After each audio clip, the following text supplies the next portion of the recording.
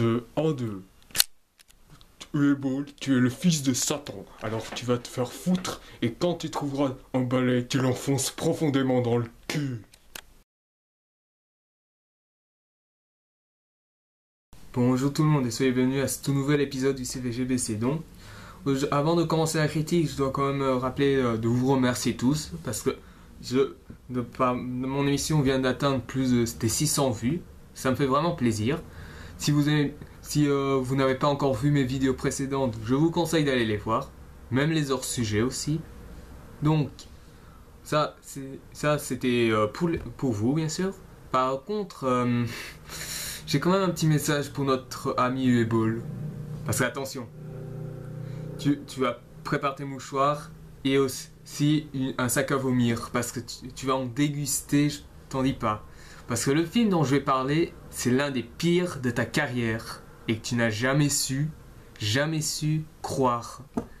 Parce que oui, aujourd'hui, que ce soit Uebol ou les abonnés, je vais parler de ça.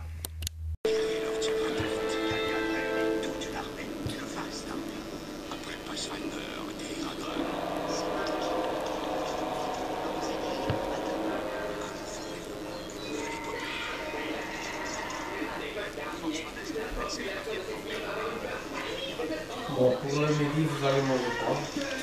Tu as pris de papier. Tu as pris de papier, je fais Il y a un reste oublié ou pas? Il y a des choses. On est différents.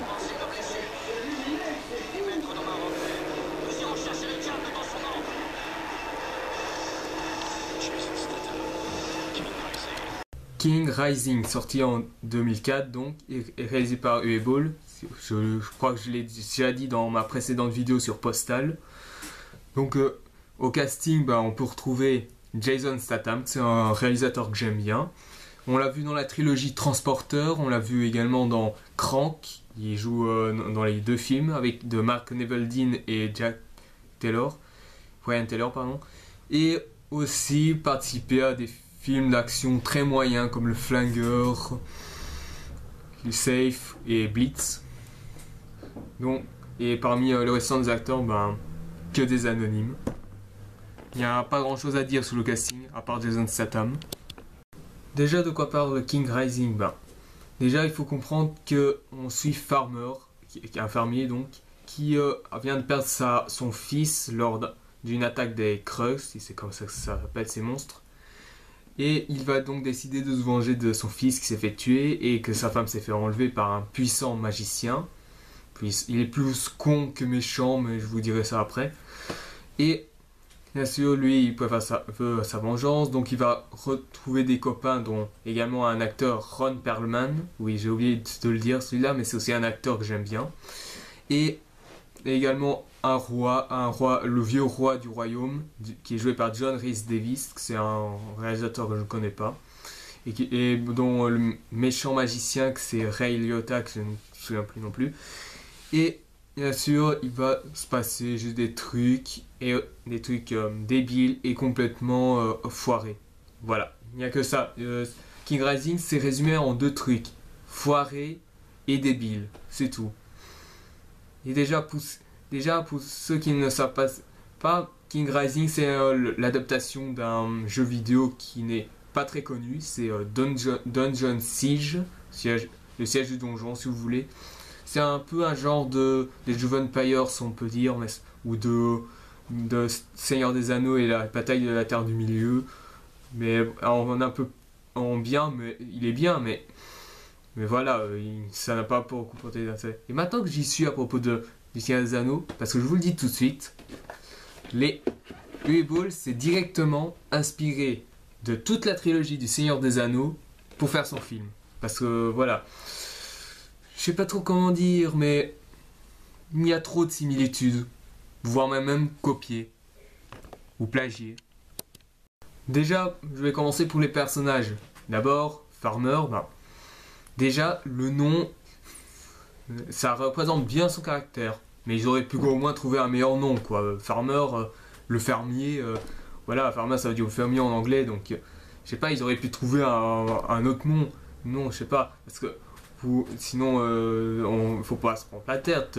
Pour un facteur, on n'a qu'à dire que c'est mailman. Pour un conducteur d'auto, on n'a qu'à dire que c'est automan. Bref, c'est juste con, je suis désolé. Et déjà que pendant tout le film, le personnage de Farmer, il n'a qu'une seule gueule. C'est une gueule de badass badass soi-disant, mais qu'il a l'air de ne rien à foutre. Parce que oui, tous les personnages dans ce film sont inexpressifs. Parce que il y a même une scène, et je me souviens du film, je l'ai vu 3 fois, et j'ai dit presque 3 fois de réagir, parce que oui, non, attention spoil, Farmer, c'est le fils du roi, et eux, tout ce qu'ils ont à faire, c'est ça.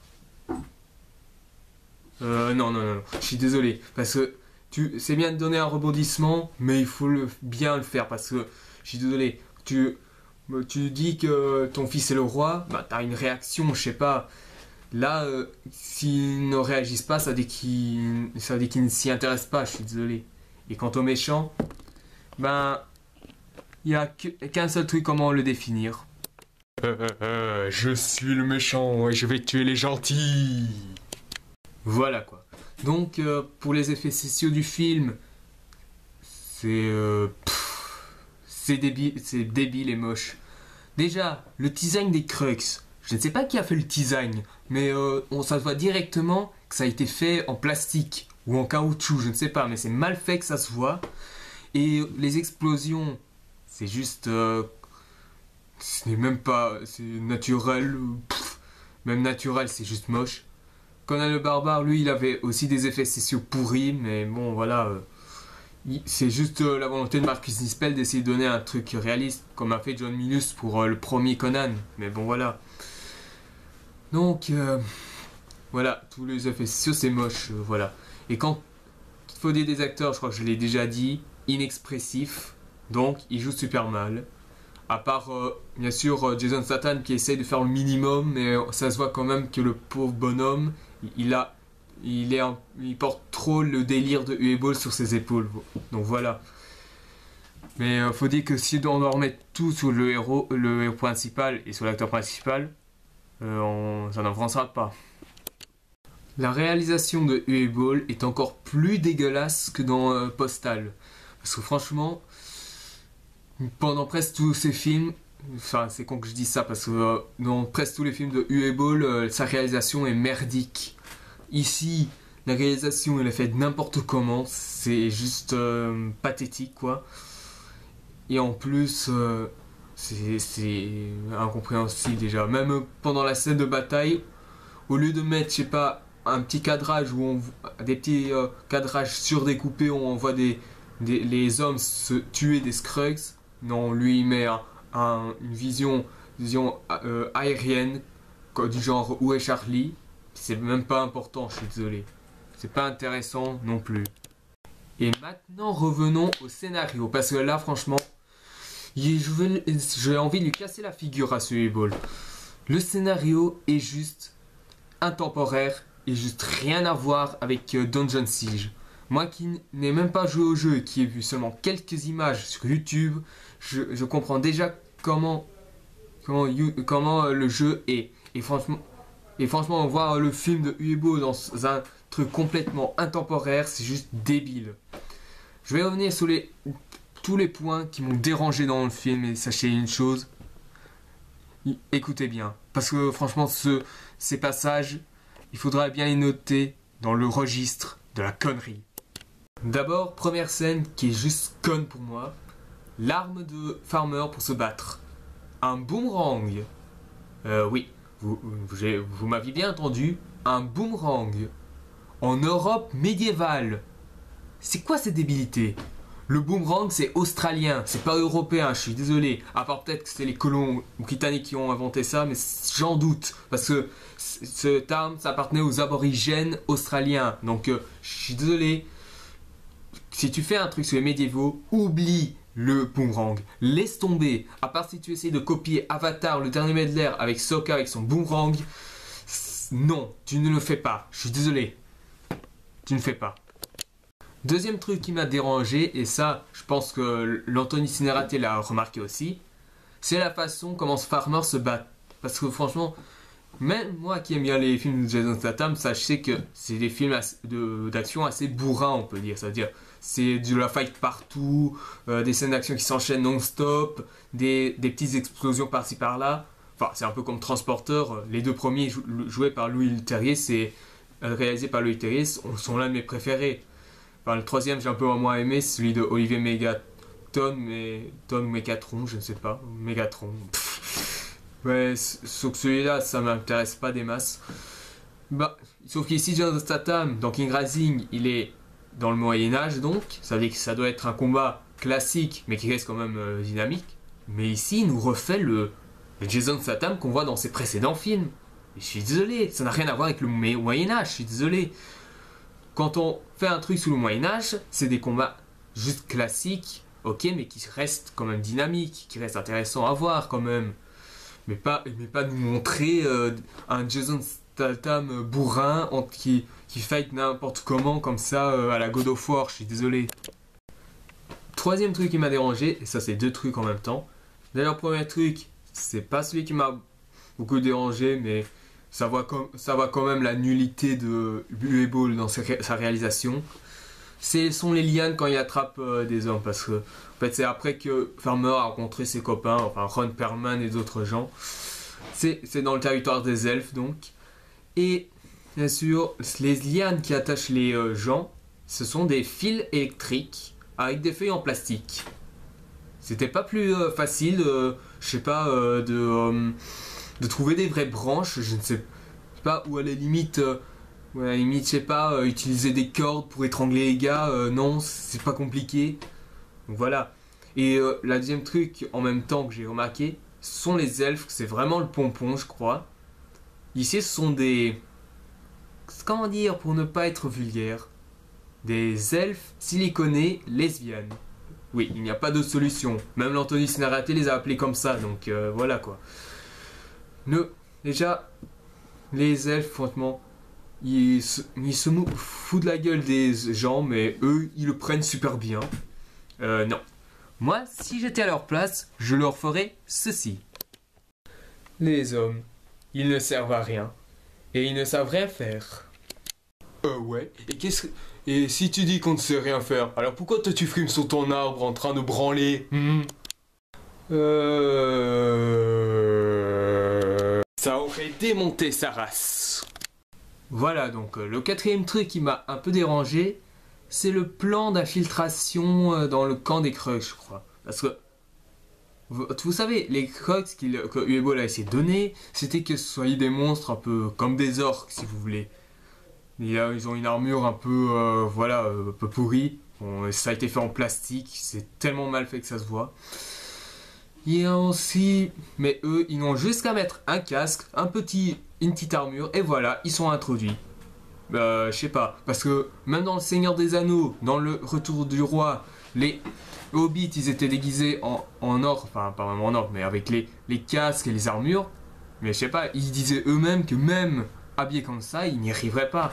Et c'est complètement logique. Ici, ils te passent juste le truc comme ça, mais sans aucune explication, on ne sait pas pourquoi. Et à part peut-être que les Krugs sont aussi cons que ça, ou tout simplement, ce film est juste merdique. Ah oui, c'est vrai, les châteaux, j'avais oublié d'en parler aussi. Comment ils sont les châteaux? Super moches. Et pris en plus des châteaux qu'on voit dans les jeux de PlayStation 1 en plus. Et idem pour les armées, c'est la même chose. Donc voilà. Donc pour moi, la cinquième chose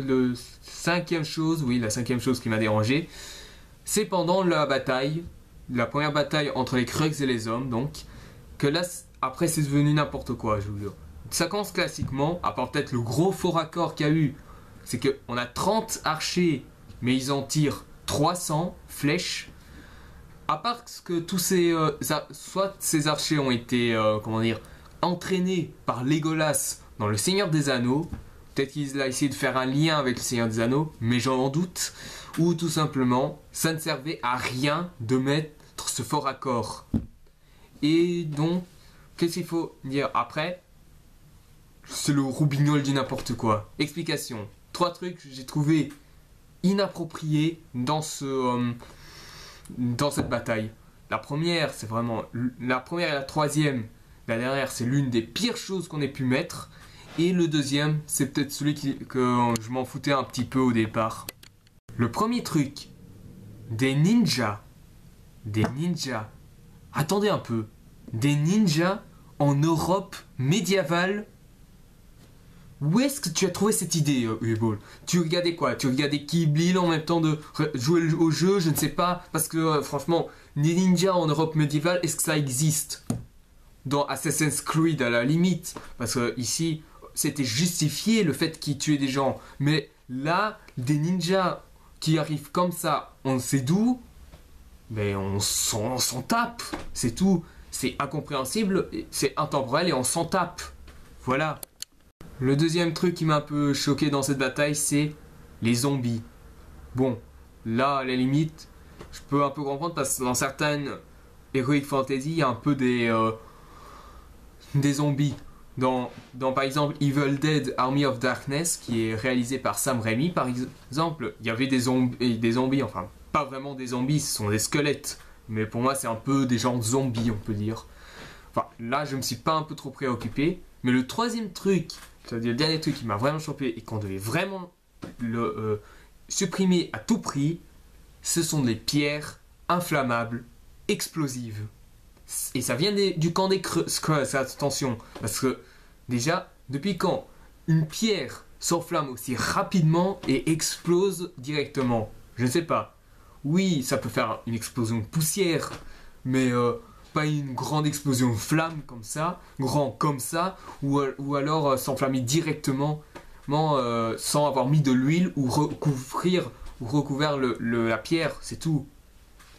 Ce combat, franchement, cette bataille, que j'avais trouvé classique au départ, à part ce faux raccord, c'est devenu du grand guignolesque par la suite. Et déjà, il y a un truc que je comprends pas. Farmer, c'est censé l'héritier du roi. Je lis tout de suite. Mais les gens autour, ils en ont rien à foutre que c'est le fils du roi. Ça veut dire que tout peut lui arriver. Ça veut dire que s'il meurt, ils seront tous là à le regarder dans un état second. Voilà, comme le roi qui l'a regardé dans un état second lorsque l'autre lui a dit c'était son fils. Putain de père ingrat, je te le dis. Père ingrat. Et bien sûr, vous vous doutez bien que le dernier truc, le sixième truc que j'ai vu, qui est complètement bizarre, bien sûr, ce roi qui est con comme la lune va se faire blesser, bien sûr, ce qui ne me dérange pas, c'est même pas tragique. Et donc, il va te lancer le monologue oui, l'artisan avec son marteau est là. Mais on n'en a rien à foutre de ce proverbe qui est juste inexplicable et aussi inintéressante, qui est incompréhensible aussi. Et il dit tout simplement, parce que c'est moi le roi. Ah oui, c'est étrange parce que tu dis que tu es censé tout connaître sur tout le royaume parce que tu es le roi, et pourtant tu n'étais même pas au courant que ton fils, il habitait dans ton royaume depuis plusieurs années. Mais t'es con, si tu connais tout du royaume, ça veut dire que tu pouvais savoir que ton fils est dans le royaume. Pourquoi tu ne savais, tu dis que tu ne savais pas qu'il était là? C'est quand même, c'est con, je suis désolé. Ueball, non, c'est con. Arrête de dire que c'est cool, non, c'est con, C-O-N, con. En fait, dans mon sixième truc, j'ai trouvé bizarre parce que, oui, c'est toujours sous le sixième, c'est la mort du roi. Je sais pas comment ils ont pu faire ça, mais à mon avis, le réalisateur, il n'a pas vu comment il ressemblait à un cadavre avant de se faire décomposer, ou alors à mort, parce que, je sais pas, le roi, pour lui, c'est quelqu'un qui fait ça, pour lui, un mort, c'est quelqu'un qui fait la sieste. Non, là, il y a quand même une légère différence entre un mort et une personne qui fait la sieste. Je suis désolé. Une personne qui fait la sieste, tu peux par exemple l'entendre ronfler avec un visage beaucoup plus attendrissant, du genre qui rêve. Mais par contre, à mort, je sais pas, c'est le regard fixe le corps qui ne bouge plus, qui ne respire plus. Donc voilà.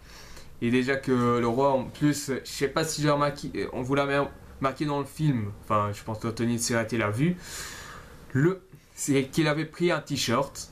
Au Moyen-Âge, ça devait être très courant. Enfin, il y a peut-être les chemises de nuit, mais un t-shirt au Moyen-Âge, non. Moi qui est encore à l'école, je sais déjà qu'au Moyen-Âge, il n'y avait pas de t-shirt de ce genre-là à l'époque. Je suis désolé. Et déjà pour la mort, ils auraient pu faire une mort meilleure. Parce que imaginez un peu si pour la mort de votre père, ça ressemblait à ça. Non, non, papa, tu ne meurs pas. Septième truc que j'ai trouvé quand même bizarre, c'est le combat des mages. Parce que, je sais pas vous, mais les combats des mages, vous l'avez vu dans Les Seigneurs des Anneaux, avec Gandalf qui combat Saruman. Vous avez vu également un combat de mages dans Harry Potter, par exemple, tous les combats comme, je sais pas, comme Harry Potter contre Drago Malfoy, ou alors Dumbledore contre Voldemort, ou alors Harry Potter contre Voldemort au combat final. Bref, vous connaissez tout ça. Bah ici, pour Uwe sachez quand même, mesdames et messieurs, que pour lui, un combat de mage, c'est des sorciers qui font léviter des épées. Super, ça nous amuse même pas en plus ce genre de truc. Ou alors peut-être que c'était trop dur pour eux de prendre l'épée, je sais pas, non, avec leurs mains, parce que je sais pas, un combat de mage ce sont des sortilèges, c'est pas léviter des armes, je suis désolé. Et déjà que ça finit dans un combat super naze, une finale juste naze, voilà, il n'y a rien à dire. Et les effets spéciaux sont moches au passage, encore plus que le restant. Et finalement, ben voilà quoi, le combat de mage, il est pourri, c'est tout. Huitième truc que j'ai trouvé bizarre, c'est quand même c'est quand même le frère de la femme de Farmer, le beau-frère de Farmer donc. Il trouve l'ami de Farmer, donc qui est Ron Perlman, mort. Et celui-ci, tout ce qu'il a à dire, c'est « T'es mort en martyr ». Non, je suis désolé. Si t'es mort en martyr, ça veut dire que tu t'es fait lapider, tu t'es fait flageller, tu t'es fait piétiner.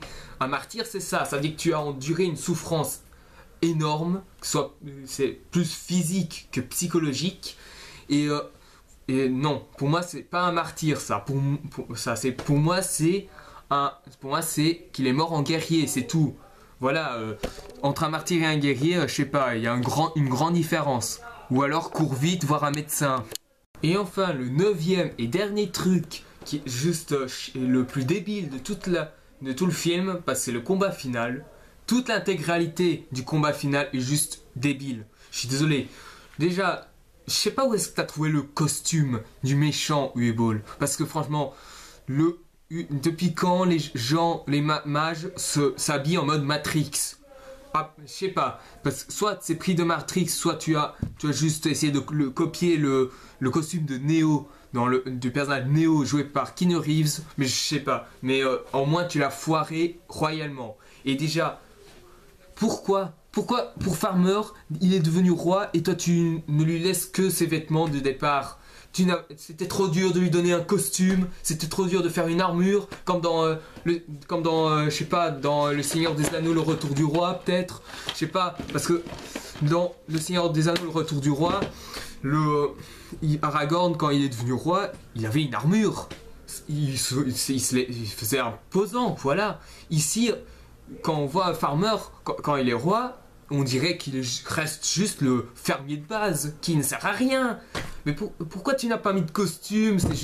C'est juste con, mais c'est con ce que tu fais. Et c'est juste débile, tous tes films. Il faut arrêter la drogue, il faut arrêter le alcool, il faut arrêter le tabac. Il faut aussi arrêter tes conneries de merde, de tes projets. Et aussi d'aller voir très vite un médecin. Désolé, je me suis un peu emporté. Donc, le restant du combat final, ben, déjà que...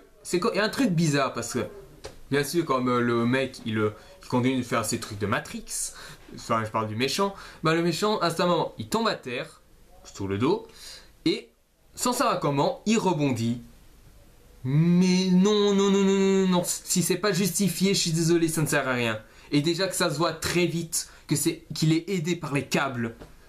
Comme, même ça, t'as pas réussi à le cacher. Parce que moi, je sais voir un truc qui est juste impossible dans la réalité. C'est déjà, même dans la fin des temps, quand on voit le personnage de Satan, qui est joué par Gabriel Byrne, qui avait dans son apparence humaine, comment il tombait, on savait déjà qu'il a été pris par des câbles. Et moi, je sais quand on voit une personne qui est tenue par des câbles. Donc voilà. Et ici, ça ne sert à rien.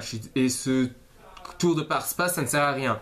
Et puis le dernier truc, enfin pas vraiment dernier truc, mais le truc le plus con du combat final, c'est les livres qui s'attachent aux mains de Jason Statham.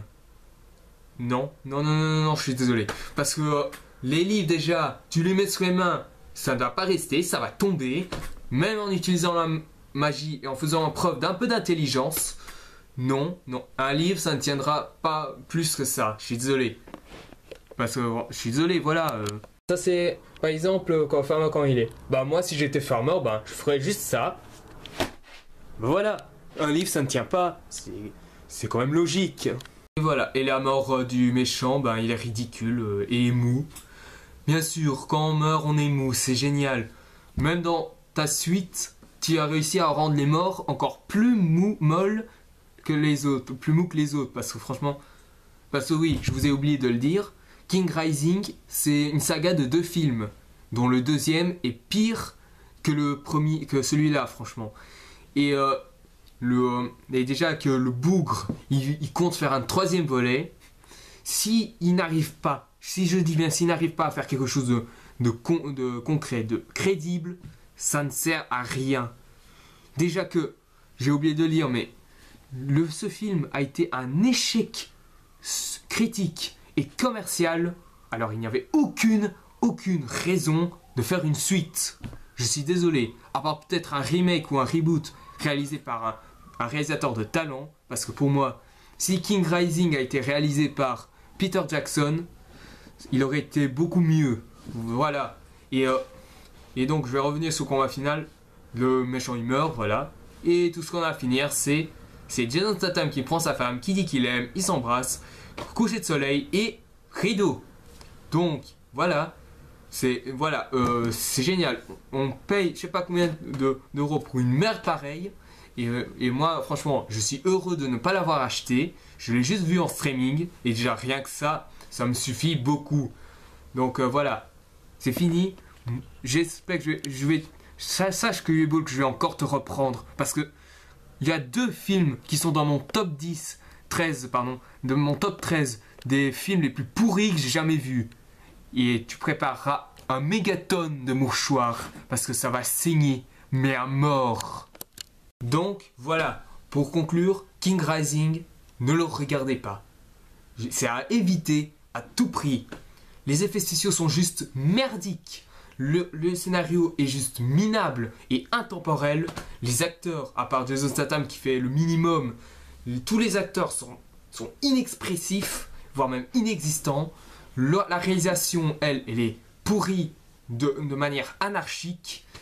Et surtout, je dis bien surtout, tout ce qui pouvait faire l'essentiel d'une adaptation du jeu est nul. Nul, il n'y a rien du tout. Aucun lien, rien. Donc voilà. Merci d'avoir vu cette vidéo. J'espère que ça vous aura plu. Donc, si vous avez aimé, mettez un j'aime. Si vous voulez en savoir plus sur les prochaines vidéos à venir, abonnez-vous. Et si vous avez des avis de jeux vidéo, de films à proposer, que ce soit des bons films, des mauvais films, des bons jeux ou des mauvais jeux, pour moi, je suis libre à tout. Envoyez-moi des commentaires et on en discutera. N'oubliez pas aussi de me poser des questions si vous en avez.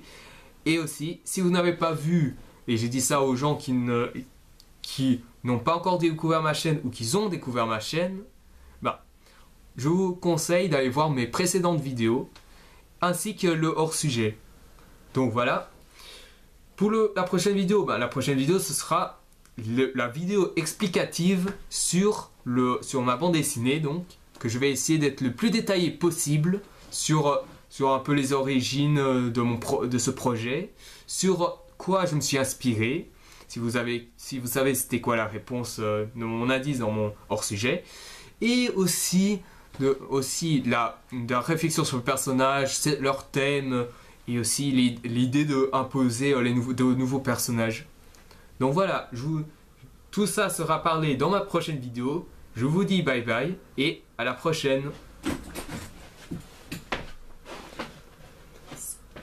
Ueball, je te vois et je vais te tuer. Il a en plus, et ce con il a en plus cru que j'allais lui donner une chance. Franchement Ueball, va voir un médecin, ça vaut vraiment le coup. Allez, et quant à vous les abonnés, à la prochaine.